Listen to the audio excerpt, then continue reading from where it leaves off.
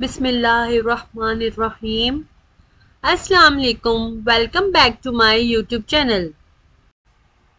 तो आज हम एक ऐसे इशू को डिस्कस करेंगे जो कि बहुत कॉमन है, स्पेशली ऑफिस वर्कर्स में, सॉफ्टवेयर इंजीनियर्स में, जितने भी आईटी के लोग हैं और उन लोगों के लिए जो सारा दिन लैपटॉप के सामने काम करते हैं।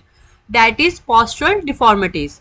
अब पोस्चर को किस तरह से करेक्ट किया जाए, उसके लिए आपने पूरी वीडियो देखनी है, वीडियो को स्किप नहीं करना। चलें अब स्टार्ट करते हैं। डिफरेंट डिफॉर्मिटीज हैं जो कि पोस्चर से रिलेटेड होती हैं। लाइक किसी को काइफोसिस होता है, मींस हंचबैक होती है। किसी को लोडोसिस हो जाता है, स्वे बैक पोस्चर है। तो आज डिफरेंट पोस्चर्स पे बात करेंगे, उनको किस तरह से ठीक किया जा सकता है। अब फिजियोथेरेपी का क्या रोल है पोस्चर करेक्शन में, और अगर उस पोस्चर को करेक्ट ना किया जाए और उसी तरह काम किया जाए तो उससे फर्दर क्या डिफॉर्मिटीज हमारी लाइफ में हो सकती हैं जो हमें फेस करना पड़ सकती हैं। तो सबसे पहले अगर हम बात करें सर्वाइकल स्पाइन की, तो बहुत ज्यादा ये देखा गया है जो लोग वर्क फ्रॉम होम करते हैं या जो सारा दिन लैपटॉप पे गुजारते हैं, उनके राउंडेड शोल्डर्स हैं और एक हंच बैक वाली पोजीशन आ गई है। और सर्वाइकल गैप जो है ना वो बहुत ज्यादा कम हो रहा है, और वो गैप रिड्यूस होने की वजह से जो है ना नर्व्स पे कंप्रेशन आ रहा है। जब नर्व्स पे कंप्रेशन आता है तो पेन जो है वो रेडिएट करती है बाजू में। जब बाजू में पेन रेडिएट करती है तो उनके हाथ सुन्न हो रहे हैं, बाजू सुन्न हो रहा है, एकदम से शार्प पेन होती है। तो अब ये कंडीशन जो होती है ना सर्वाइकल स्पॉन्डाइलोसिस की तरफ जा रही होती है। कंटिन्यूसली गलत पोस्चर में बैठने की वजह से ना एक काइफोटिक पोजीशन डेवलप हो रही है, जिसे उर्दू में हम कुब निकलना भी कहते हैं। अब सर्वाइकल स्पॉन्डोलिसिस कंडीशन डेवलप हो रही है, उसमें हमारा सर्वाइकल वर्टिब्रा में जो गैप है वो रिड्यूस हो रहा है। C4 C5 के लेवल पे नर्व कंप्रेस हो रही है। तो इस कंडीशन में जो पेन जो है ना वो रेडिएट करता है। ठीक है, कभी कभी वो पेन जो है ना वो लोकलाइज्ड रहता है। अब लोकलाइज्ड इनिशियल स्टेजेस पे वो जो है लोकलाइज्ड रहता है और आगे स्फीयर कंडीशन में जो है वो रेडिएट करता है। फिर हमारे पास एक कंडीशन आती है जिसे कहते हैं लॉर्डोसिस। लॉर्डोसिस जो है वो हमारे पास लंबर रीजन की एक डिफॉर्मिटी है। अब जो है अल्लाह ताला ने नेचुरली हमारी स्पाइन में ना कर्व रखे हैं सर्वाइकल रीजन पे और लंबर रीजन पे। तो जब वो कर्व जो है ना एक्सीड करते हैं, बढ़ जाते हैं, कर्व ज्यादा होना शुरू हो जाता है, तो उस कंडीशन में जो है ना लॉर्डोसिस डेवलप होता है। तो पेशेंट जो है ना वो इस तरह स्वे बैक पोजीशन में रहने लग जाते हैं।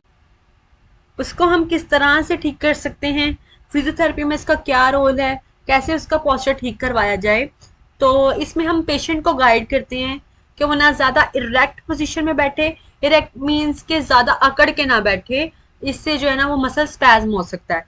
और ना ही ज़्यादा फटीक पोस्चर में बैठे। फटीक पोस्चर मीन्स के ना ही ज़्यादा झुक कर बैठे, इससे जो है ना वो कुछ मसल्स जो है वो वीक हो जाएंगे, कुछ मसल्स टाइट हो जाएंगे। बिल्कुल नॉर्मल पोजीशन में बैठे, और इस तरह हम जो है ना इस इशू को रिजॉल्व कर सकते हैं। इन सब के बाद हमारे पास एक कंडीशन आती है, दैट इज स्कोलियोसिस। वो भी हमारे पास एक पोस्चरल डिफॉर्मिटी है।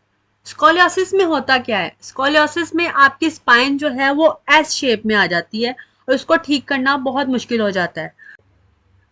लेकिन ये आहिस्ता आहिस्ता जो है ना वो ठीक हो जाता है, पोस्चर करेक्ट होने लग जाता है। और इसको करेक्ट करने के लिए जो है ना बहुत ज़्यादा स्ट्रेचेस परफॉर्म करने पड़ते हैं, वो भी करेक्ट टेक्निक के साथ। तो ये आपका पोस्चर जो है ना वो फिजियोथेरेपी के थ्रू जो है ना वो ठीक हो सकता है।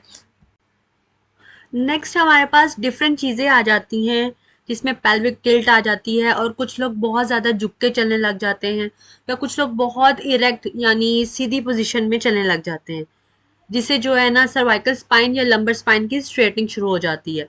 जब सर्वाइकल स्पाइन या लंबर स्पाइन की स्ट्रेटनिंग आनी शुरू हो जाती है तो मस्कुलर स्पैज्म डेवलप हो जाता है।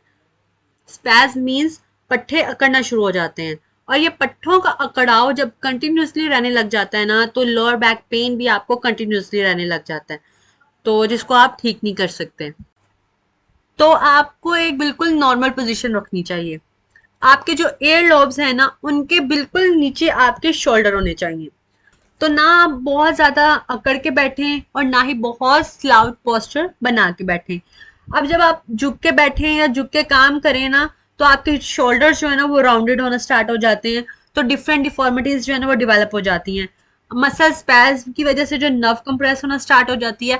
जब नर्व कंप्रेस होती है तो आपके बाजू में, आपकी टांग में जो है ना वो नमनेस फील होती है, जैसे सुइयां चुभ रही हैं, कीड़ियां चल रही हैं, सुन्न होना स्टार्ट हो जाती हैं, ठीक है। इस कंडीशन में आपको फिजियोथेरेपी करवाना बहुत ज़रूरी हो जाती है, जिसमें सबसे पहले जो है ना पेन मैनेजमेंट होती है। उसके बाद हम उनके पोस्चर करेक्शन की तरफ आते हैं, जिसमें पूरा एक रिहैब प्रोग्राम चलता है, how to correct the posture और maintain a good posture. Then हम इलेक्ट्रोथेरेपी और मैनुअल थेरेपी के थ्रू जो है ना उनका बेसिक पोस्चर डिफॉर्मिटी को ठीक करते हैं। देन हमारे पास आती हैं congenital postural deformities. Congenital means by birth, ऐसी डिफॉर्मिटीज जो बाय बर्थ ही हो, और ये डिफॉर्मिटीज जो हैं वो सर्जरी के थ्रू ठीक होती हैं, और सर्जरी के बाद हम इनकी फिजियो करवाकर इनके पोस्चर को मेंटेन करते हैं, और हम इन्हें ब्रेसेस यूज करवाते हैं।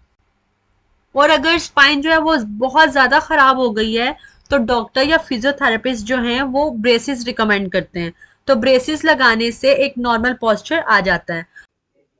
अब जो एक इंसान जो लैपटॉप पे काम कर रहा है वो इस तरह से कर सकता है कि अपनी बैग पे पीछे कुशन रख ले, टीवी देखते हुए, ड्राइविंग करते हुए, वर्किंग आवर्स में अपनी बैग पे कुशन रखे, ताकि उसकी बैग स्पॉटेड रहे और बैक पेन से रिलीफ मिल सके। और पोस्चर करेक्शन इसलिए भी ज़रूरी है, ये आपको फर्दर डिफॉर्मिटी से प्रिवेंट करता है, जैसे नमनेस, शार्प पेन, मस्कुलर स्पैज, और जिसमें ट्रिगर पॉइंट्स डेवलप हो रहे होते हैं। और भी इस तरह की बहुत सी डिफॉर्मिटीज़ हैं जो कि सिर्फ पोस्चर करेक्शन से बिल्कुल ठीक हो सकती हैं। अगर इनमें से कोई कंडीशन आपसे रिलेटेड है, then you should go for physical therapy.